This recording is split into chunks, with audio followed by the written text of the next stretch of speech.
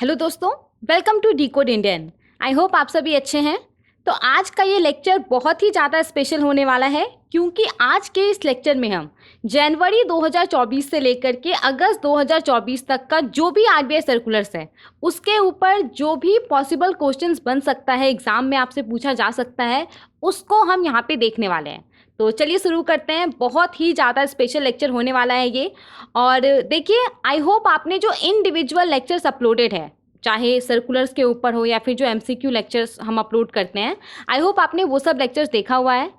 तो चलिए शुरू करते हैं बिना किसी डिले के। अगर आपको इस पर्टिकुलर लेक्चर का पीडीएफ चाहिए होगा तो वो भी आपको मिल जाएगा टेलीग्राम चैनल पे। टेलीग्राम चैनल का लिंक डिस्क्रिप्शन बॉक्स में दिया गया है, वहाँ से जाकर के आप इस लेक्चर का और आने वाला जितना भी लेक्चर है उसका पीडीएफ डाउनलोड कर सकते हैं ना। शुरू करने से पहले एक और बात मैं यहाँ पे पहले ही बता देती हूँ। देखिए, अगर लेक्चर का लेंथ लंबा हो जाता है तो इस केस में हम इसको पार्ट्स में अपलोड कर देंगे, ओके। लेकिन एक साथ ही अपलोड होगा, डोंट वरी, 1 बाय 1 करके ही एक ही साथ अपलोड हो जाएगा, ओके। तो चलिए शुरू करते हैं बिना किसी डिले के और देखते हैं कौन कौन सा पॉसिबल क्वेश्चंस आपसे एग्जाम में पूछा जा सकता है। तो यहाँ पे जो हमारे पास सबसे पहला क्वेश्चन है, इस क्वेश्चन में आपसे पूछा जा रहा है कि अर्बन कोऑपरेटिव बैंक्स के लिए जो बल्क डिपॉजिट होता है उसके ऊपर जो रिवाइज इंस्ट्रक्शंस जारी किया गया था, तो उसके हिसाब से टीयर 3 और टीयर 4 के अंदर जो स्केड्यूल्ड अर्बन कोऑपरेटिव बैंक्स आता है उसके लिए बल्क डिपॉजिट का डेफिनेशन क्या है, ओके। तो यहाँ पे आपसे न्यू डेफिनेशन पूछा जा रहा है स्केड्यूल्ड अर्बन कोऑपरेटिव बैंक्स के लिए, जो कि टीयर 3 और टीयर 4 के अंदर आता है। क्वेश्चन समझ में आ गया? ऑप्शंस देखते हैं। ऑप्शन ए में बोला जा रहा है single rupee term deposit of ₹15 lakh and above. Option B में बोला जा रहा है single rupee term deposit of ₹50 lakh and above. Option C में बोला जा रहा है single rupee term deposit of ₹75 lakh and above. और ऑप्शन डी में है single rupee term deposit of ₹1 crore and above. तो आपको क्या बताना है कि टीयर 3 और टीयर 4 के अंदर जो स्केड्यूल्ड अर्बन कोऑपरेटिव बैंक्स आता है उसके लिए बल्क डिपॉजिट का नया डेफिनेशन क्या है, ओके। तो बताइए इसका राइट आंसर क्या होगा। देखिए, इसका जो राइट आंसर है वो है option D, single rupee term deposit of ₹1 crore and above. तो टीयर 3 और टीयर 4 के अंदर जो भी स्केड्यूल्ड अर्बन कोऑपरेटिव बैंक्स आता है उसके लिए बल्क डिपॉजिट का क्या मतलब है, single rupee term deposit of ₹1 crore and above. तो अब अगर आप किसी भी ऐसे अर्बन कोऑपरेटिव बैंक्स में जाते हैं जो कि स्केड्यूल्ड अर्बन कोऑपरेटिव बैंक्स है टीयर 3 या टीयर 4 के अंदर, ओके, और उसके अंदर जाके आप 1 करोड़ या फिर 1 करोड़ से ज़्यादा का एफडी कराते हैं, तो वो उस अर्बन कोऑपरेटिव बैंक्स के लिए क्या होगा, बल्क डिपॉजिट होगा, ओके। तो टीयर 3 और टीयर 4 के अंदर जो स्केड्यूल्ड अर्बन कोऑपरेटिव बैंक्स आता है उसके लिए बल्क डिपॉजिट का क्या मतलब है, single rupee term deposit of ₹1 crore and above. समझ में आ गया। अब देखिए, 2016 का जो आरबीआई का डायरेक्शन था, cooperative banks interest rate on deposit direction 2016, तो उसके हिसाब से जितना भी कोऑपरेटिव बैंक्स है उन सभी के लिए बल्क डिपॉजिट का मतलब था single rupee term deposit of ₹15 lakh and above, okay. तो यहाँ पे आरबीआई ने क्या किया है, आरबीआई ने सिर्फ और सिर्फ टीयर 3 और टीयर 4 के अंदर जो स्केड्यूल अर्बन कोऑपरेटिव बैंक्स आता है उसके लिए जो बल्क डिपॉजिट का लिमिट है उसको इनहेंस कर दिया है 15 लाख एंड अबव से, इनहेंस करके कितना कर दिया है, 1 करोड़ एंड अबव कर दिया है, ओके। तो इस बात को याद रखिएगा। इसके अलावा जो भी अर्बन कोऑपरेटिव बैंक्स हैं, चाहे वो टीयर 1 के अंदर आता हो, टीयर 2 के अंदर आता हो, टीयर 3 या टीयर 4 के अंदर ही कोई non schedule urban cooperative banks है, तो उन सब के लिए लिमिट को चेंज नहीं किया गया है। ये लिमिट सिर्फ और सिर्फ टीयर 3 और टीयर 4 के अंदर जो स्केड्यूल अर्बन कोऑपरेटिव बैंक्स आता है उसके लिए चेंज किया गया है, ओके। इस लिमिट को सिर्फ उसके लिए इनहेंस किया गया है। तो इस बात को याद रखिएगा। आई होप जितने सारे भी लोग ये लेक्चर देख रहे हैं, अगर ये क्वेश्चन आपसे एग्जाम में पूछा जाएगा तो आप इसमें गलती नहीं करेंगे, ठीक है। समझ में आ गया ये क्वेश्चन अच्छे से। चलिए आगे बढ़ते हैं और नेक्स्ट क्वेश्चन देखते हैं। देखिए, यहाँ पे हमारे पास जो क्वेश्चन है इसमें आपसे पूछा जा रहा है कि स्केड्यूल्ड अर्बन कोऑपरेटिव बैंक्स जो कि टीयर 3 और टीयर 4 के अंदर आता है, इसको छोड़ करके जितना भी अर्बन कोऑपरेटिव बैंक्स है उसके लिए बल्क डिपॉजिट का नया डेफिनेशन क्या है, ओके। समझ में आ गया question. Option A, single rupee term deposit of ₹15 lakh and above. Option B, single rupee term deposit of ₹50 lakh and above. Option C, single rupee term deposit of ₹75 lakh and above. Option D single rupee term deposit of ₹1 crore and above. तो बताइए यहाँ पे tier 3 और tier 4 के अंदर जो schedule urban cooperative banks आता है उसको छोड़ करके जितना भी अर्बन कोऑपरेटिव बैंक्स है उसके लिए बल्क डिपॉजिट का नया डेफिनेशन क्या है। तो यहाँ पे इसका जो राइट आंसर है वो है option A single rupee term deposit of ₹15 lakh and above. तो हमने क्या बात किया था, हमने बात किया था कि रिजर्व बैंक ऑफ इंडिया ने जो टियर 3 और टियर 4 के अंदर स्केड्यूल अर्बन कोऑपरेटिव बैंक्स आता है उसके लिए बल्क डिपॉजिट के लिमिट को इनहेंस करके 15 लाख एंड अबव से 1 करोड़ एंड अबव कर दिया है। ओके, इसके अलावा जो भी अर्बन कोऑपरेटिव बैंक्स है इसके लिए बल्क डिपॉजिट के लिमिट को चेंज नहीं किया गया है। तो वो अभी भी कितना है, ₹15 लाख एंड अबव। पहले भी ये कितना था, 15 लाख एंड अबव था। ओके, समझ में आ गया? आई होप आपको ये दोनों क्वेश्चन अच्छे से समझ में आ गया होगा। ठीक है, चलिए आगे बढ़ते हैं। अब देखिए यहाँ पे हमारे पास जो क्वेश्चन है, इस क्वेश्चन में आपसे पूछा जा रहा है कि depositor education and awareness fund scheme 2014 के अकॉर्डिंग इनमें से किस तरह के बैलेंस को बैंकों को रिजर्व बैंक ऑफ इंडिया का जो depositor education and awareness fund है उसमें ट्रांसफर करना होता है। ओके, क्वेश्चन समझ में आ गया? ऑप्शन ए में बोला जा रहा है वैसा अकाउंट जो कि 7 साल या फिर 7 साल से ज़्यादा समय हो गया है और वो इनऑपरेटिव है, इनएक्टिव नहीं है, उसमें जो बैलेंसेस है उसको ट्रांसफ़र करना होता है ये DEA फंड के अंदर। ऑप्शन बी में बोला जा रहा है वैसा अकाउंट जो कि 10 साल या 10 साल से ज़्यादा समय हो गया है और इनएक्टिव है, उसमें जो बैलेंस रहता है वो इस फंड के अंदर ट्रांसफ़र करना होता है। ऑप्शन सी में बोला जा रहा है वैसा अकाउंट जो कि 3 साल या 3 साल से ज़्यादा समय हो गया है और इनएक्टिव है, तो उसमें जो बैलेंसेस है उसको ट्रांसफ़र करना होता है depositor education and awareness fund के अंदर। और ऑप्शन डी में बोला जा रहा है वैसा अकाउंट जो कि 5 साल या 5 साल से ज़्यादा समय हो गया है और इनएक्टिव है, इनऑपरेटिव है, किसी भी प्रकार का ट्रांजैक्शन उसमें नहीं हो रहा है, तो वैसे अकाउंट में जो बैलेंसेस रहता है उसको depositor education and awareness fund के अंदर ट्रांसफ़र कर दिया जाता है। ओके, तो जल्दी से बताइए इसका राइट आंसर क्या होगा। देखिए यहाँ पे इसका जो राइट आंसर है वो है option B balances in accounts that have been inactive for 10 years और मोर। तो ऐसा अकाउंट जो कि 10 साल हो गया है, 10 साल से ज़्यादा समय हो गया है, 10 साल या फिर 10 साल से ज़्यादा टाइम हो गया है और इसमें किसी भी प्रकार का ट्रांजैक्शन नहीं देखा जा रहा है, तो इस तरह के अकाउंट में जो बैलेंसेस रहता है वो बैंकों को RBI का जो depositor education and awareness fund है उसमें ट्रांसफ़र करना होता है। समझ में आ गया, याद रहेगा।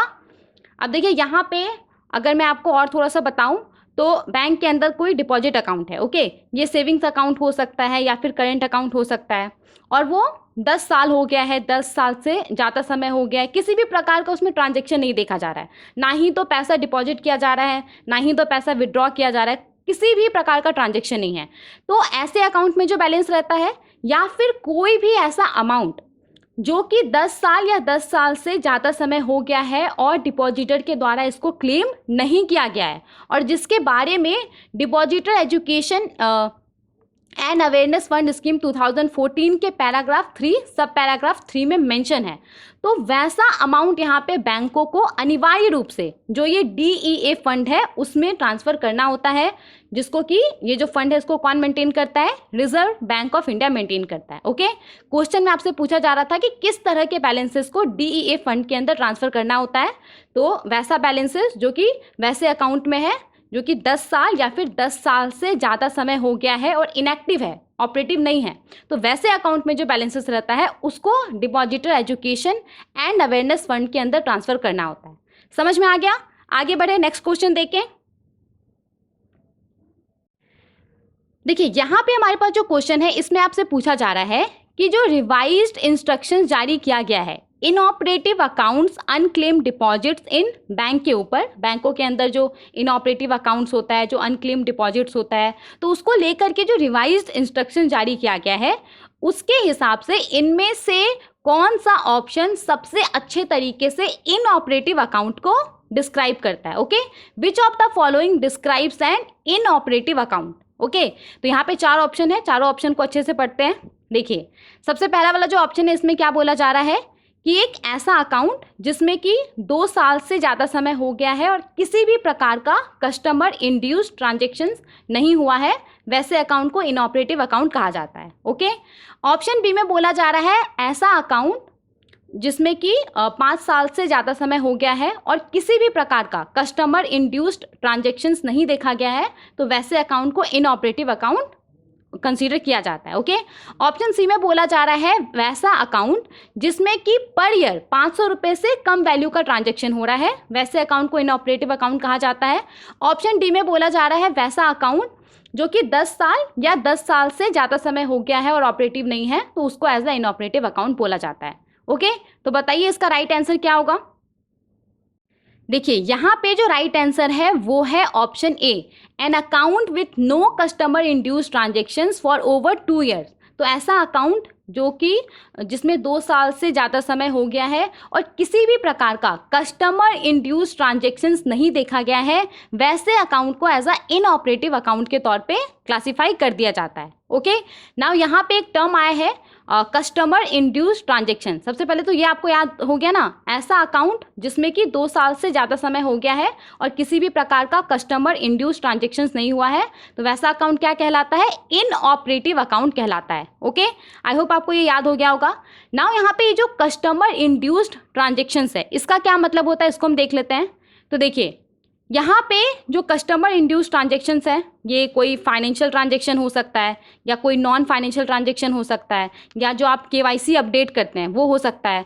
मान लीजिए कि जैसे अगर हम फाइनेंशियल ट्रांजेक्शन के बारे में बात करते हैं, तो आपने एटीएम से पैसा निकाला, कैश विड्रॉ किया आपने बैंक में जा करके, बैंक के ब्रांच में जा करके आपने पैसा डिपॉजिट किया, डेबिट कार्ड ट्रांजेक्शन्स आपने किया, तो ये सब क्या आता है, ये सब फाइनेंशियल ट्रांजेक्शन्स के अंदर आता है। ओके, इसके अलावा आपने कोई नॉन फाइनेंशियल ट्रांजेक्शन किया, मान लीजिए कि आपने किसी सर्विस के बारे में या फिर किसी प्रोडक्ट के बारे में बैंक में जा करके पता किया, या फिर ऑनलाइन आपने अपने इंटरनेट बैंकिंग के थ्रू पता किया, तो ये क्या हो गया, ये नॉन फाइनेंशियल ट्रांजेक्शन हो गया। ओके, इसके बाद आपने मान लीजिए कि केवाईसी अपडेट किया है फिजिकल मोड में या फिर डिजिटल चैनल के थ्रू, आपने जो आपका केवाईसी है उसको अपडेट किया है, तो ये सब क्या माना जाता है, ये सब कस्टमर इंड्यूस्ड ट्रांजेक्शन माना जाता है। तो कोई अकाउंट है जिसमें इस तरह का किसी भी प्रकार का ट्रांजेक्शन नहीं हुआ है, ना ही तो पैसा विड्रॉ किया गया है, डिपॉजिट किया गया है, ना ही तो जो अकाउंट होल्डर है वो किसी प्रोडक्ट या फिर सर्विस के बारे में पता कर रहा है,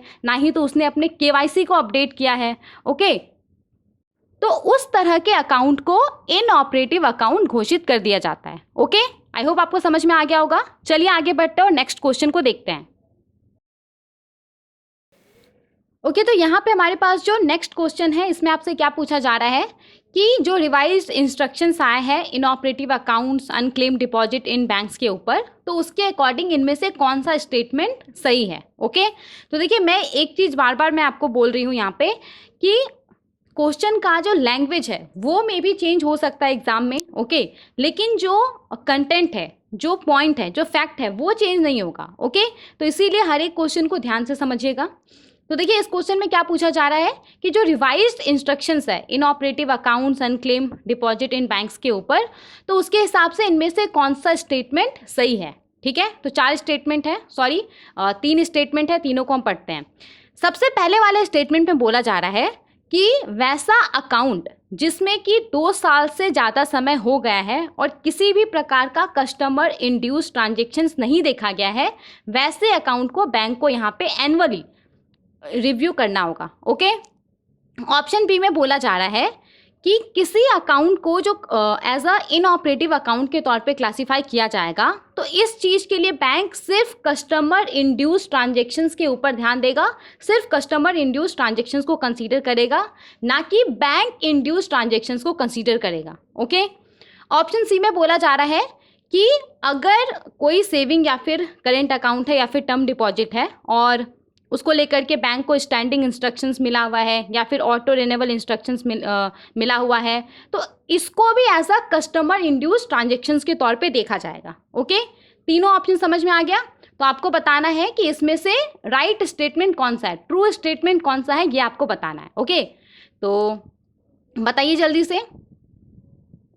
देखिए यहाँ पे ऑप्शंस दिया हुआ है, option A only statement 1 is true, option B only statement 2 is true, option C both statement 1 and 3 are true, option D both statements 2 and 3 are true.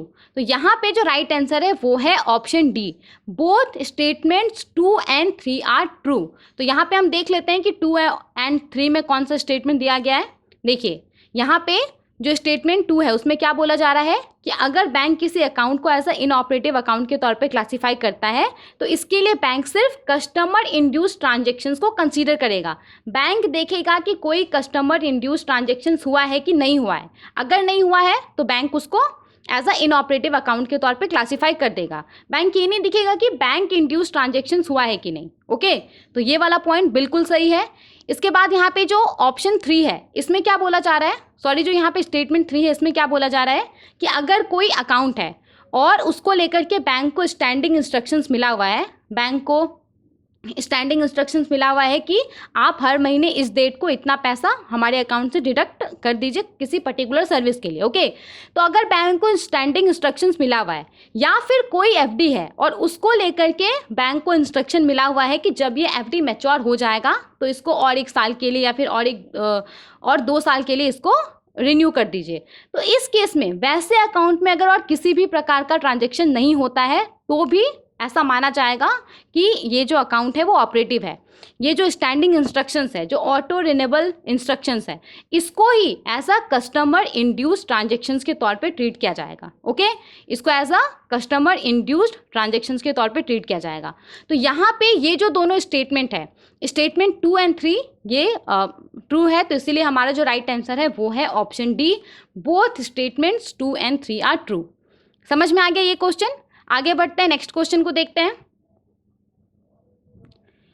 Okay, यहाँ पे जो हमारे पास क्वेश्चन है, इस क्वेश्चन में भी आपसे यही पूछा जा रहा है कि जो inoperative accounts, unclaim deposits in banks के ऊपर रिवाइज्ड इंस्ट्रक्शंस लाया गया है, तो उसके अकॉर्डिंग इनमें से कौन सा स्टेटमेंट सही है। ओके, तो यहाँ पे जो स्टेटमेंट 1 है इसमें क्या बोला जा रहा है कि कोई अकाउंट है उसको एज अ इनऑपरेटिव अकाउंट के तौर पे जो क्लासीफाई किया जाएगा, तो ये पर्टिकुलर अकाउंट के लिए होगा, ना कि कस्टमर के लिए होगा। ओके, स्टेटमेंट 1 समझ में आ गया। स्टेटमेंट 2 में बोला जा रहा है कि कोई अकाउंट ऑपरेटिव है या फिर इनऑपरेटिव है, डजेंट मैटर, बैंक उस अकाउंट में रेगुलर बेसिस पे जो इंटरेस्ट होता है वो क्रेडिट करेगा। ठीक है, तो आपको बताना है कि दोनों स्टेटमेंट में से कौन सा स्टेटमेंट सही है। तो यहाँ पे आप ऑप्शंस देख सकते हैं, only statement 1 is true, only statement 2 is true, both statement 1 and 2 are true, both statement 1 and 2 are false. तो जो राइट आंसर है वो क्या है, option C, both statements 1 and 2 are true. दोनों ही स्टेटमेंट जो हमने देखा, क्या क्या स्टेटमेंट हमने देखा, सबसे पहला वाला देखा कि कोई अकाउंट है उसको bank as a inoperative account के तौर पे क्लासीफाई कर रहा है, तो बैंक यहाँ पे ये जो क्लासिफिकेशन करेगा ये कस्टमर के अकाउंट के लिए करेगा, ना कि कस्टमर के लिए करेगा। कोई कस्टमर है उसका 3-4 अकाउंट है बैंक के अंदर, तो ऐसा नहीं है कि बैंक ने अगर किसी कस्टमर के एक अकाउंट को एज अ इनऑपरेटिव अकाउंट के तौर पे क्लासीफाई कर दिया तो बाकी का जो 3-4 अकाउंट है उसको भी एज अ इनऑपरेटिव अकाउंट के तौर पे क्लासीफाई कर दिया। नहीं, ऐसा नहीं होगा। यहाँ पे जो क्लासिफिकेशन होगा वो पर्टिकुलरली कस्टमर के अकाउंट के लिए होगा, ना कि कस्टमर के रेफरेंस में होगा। ओके, समझ में आ गया। और यहाँ पे दूसरे वाले स्टेटमेंट में क्या बोला जा रहा है, दूसरे वाले स्टेटमेंट में बोला जा रहा है कि कोई अकाउंट ऑपरेटिव है या नहीं है, डजेंट मैटर, बैंक जैसे नॉर्मली सेविंग्स अकाउंट के ऊपर इंटरेस्ट देता है, बैंक अगर उस अकाउंट में किसी भी प्रकार का बैलेंसेस होगा, डिपॉजिट होगा, तो उसके ऊपर बैंक जो रेगुलर बेसिस से इंटरेस्ट क्रेडिट करता है वो करते रहेगा, उसमें किसी भी प्रकार का उसके ऊपर प्रभाव नहीं आएगा।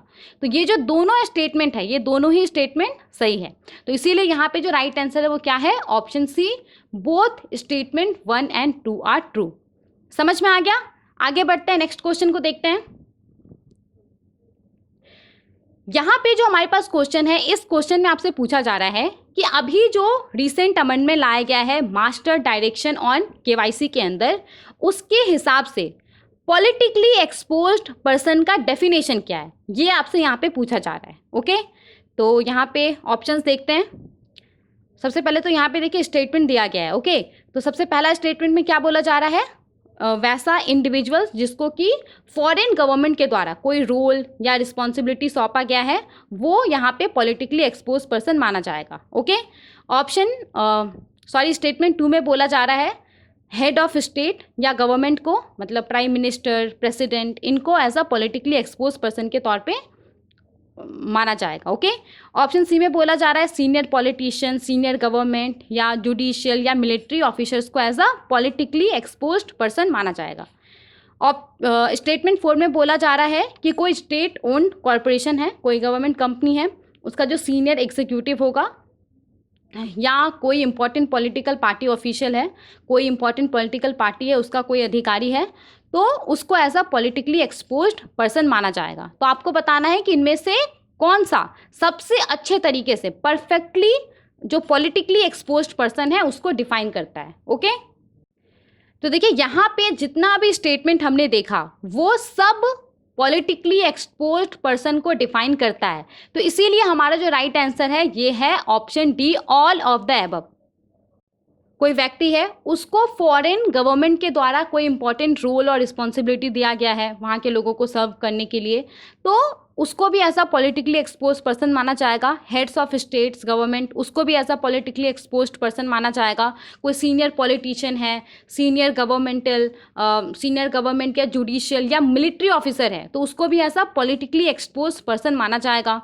कोई सीनियर एग्जीक्यूटिव है कोई गवर्नमेंट कंपनी में या कोई इंपॉर्टेंट पॉलिटिकल पार्टी ऑफिशियल्स है, तो इन सबको as a politically exposed person माना जाएगा।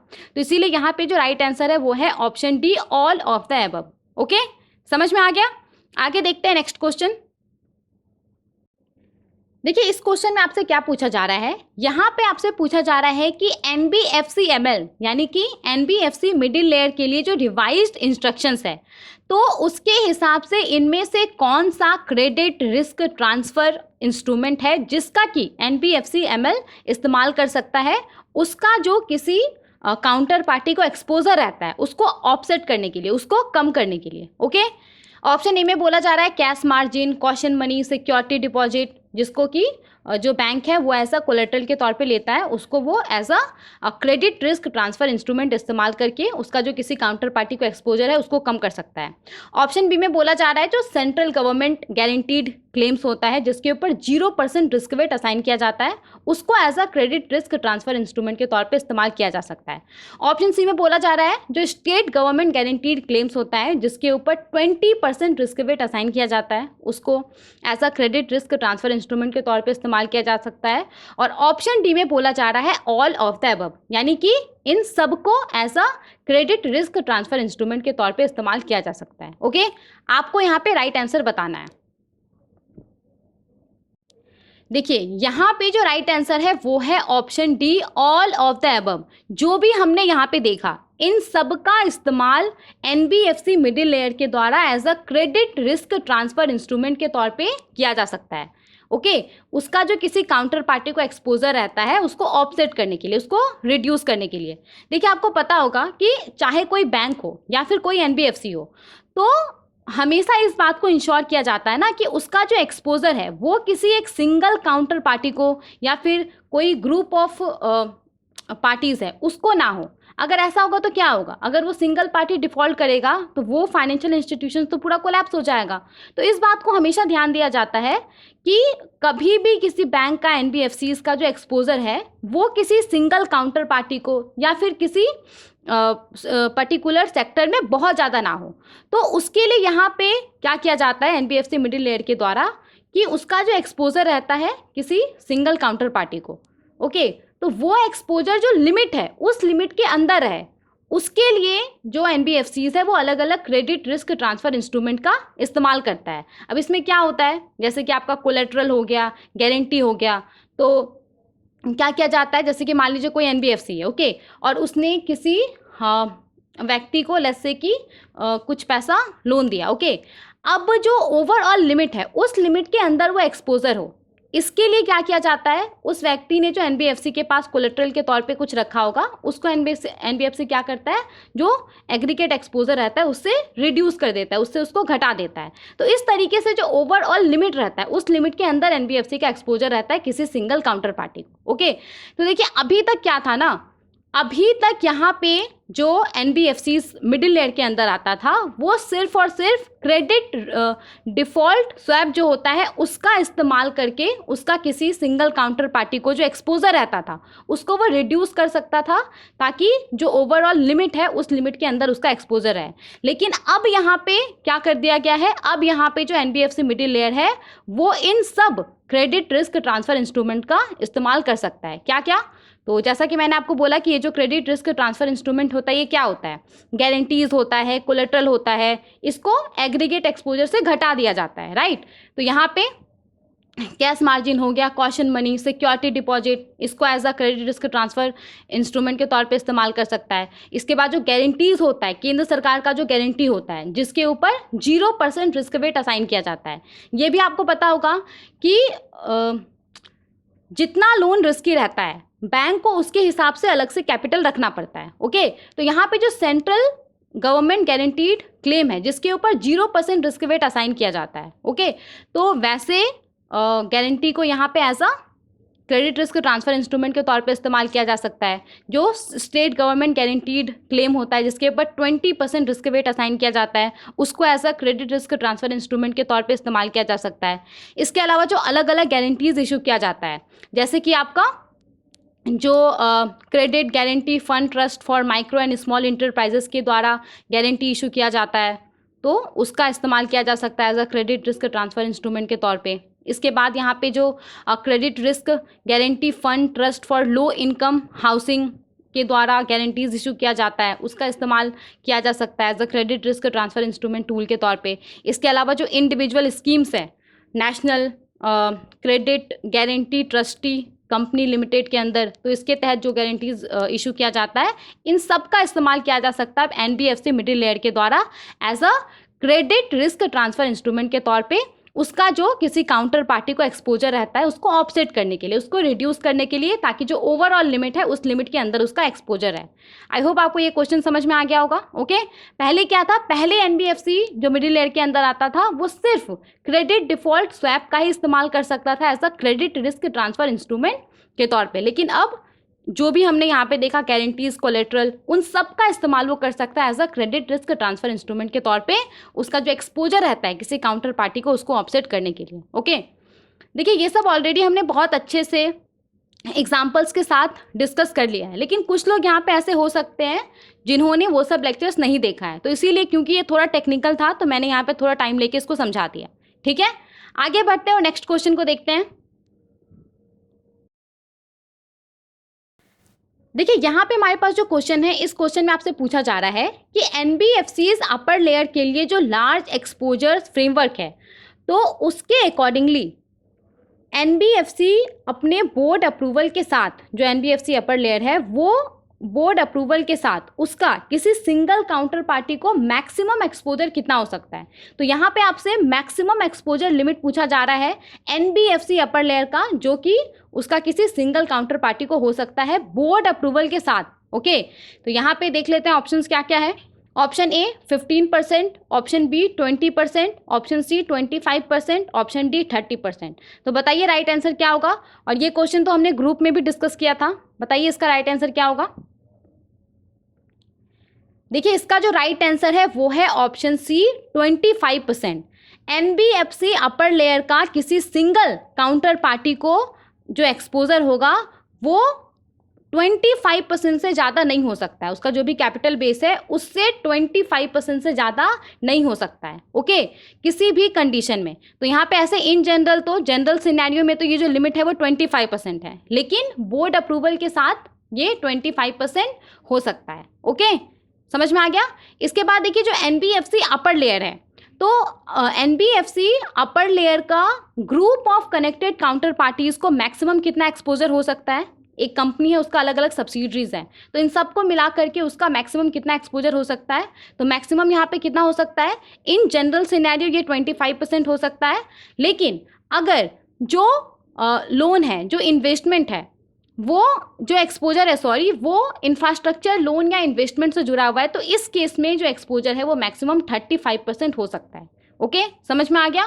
तो अपर लेयर के अंदर जो एनबीएफसी आता है उसका सिंगल काउंटर पार्टी को जो मैक्सिमम एक्सपोजर होगा वो इन जनरल सिनेरियो 20% होगा, लेकिन बोर्ड अप्रूवल के साथ ये मैक्सिमम 25% हो सकता है, या अगर लोन, इंफ्रास्ट्रक्चर लोन या इन्वेस्टमेंट को लेकर के एक्सपोजर है तो भी ये और 5% से ज़्यादा हो सकता है, ये 25% हो सकता है। ओके, लेकिन किसी भी कंडीशन में उसका किसी सिंगल काउंटर पार्टी को जो एक्सपोजर है वो 25% से ज़्यादा नहीं हो सकता है। ओके, और यहाँ पे group of connected counter parties को उसका जो एक्सपोजर है वो किसी भी कंडीशन में 35% से ज़्यादा नहीं हो सकता है। इन जनरल ये मैक्सिमम 25% रहेगा। ओके, और अगर जो एक्सपोजर है वो इंफ्रास्ट्रक्चर लोन या इन्वेस्टमेंट के लिए है तो ये एडिशनल 10% हो सकता है। समझ में आ गया? आप चाहें तो इसको एक बार पॉज करके खुद से भी पढ़ सकते हैं तो आपको याद रहेगा। ओके, आगे बढ़ते हैं, नेक्स्ट क्वेश्चन को देखते हैं।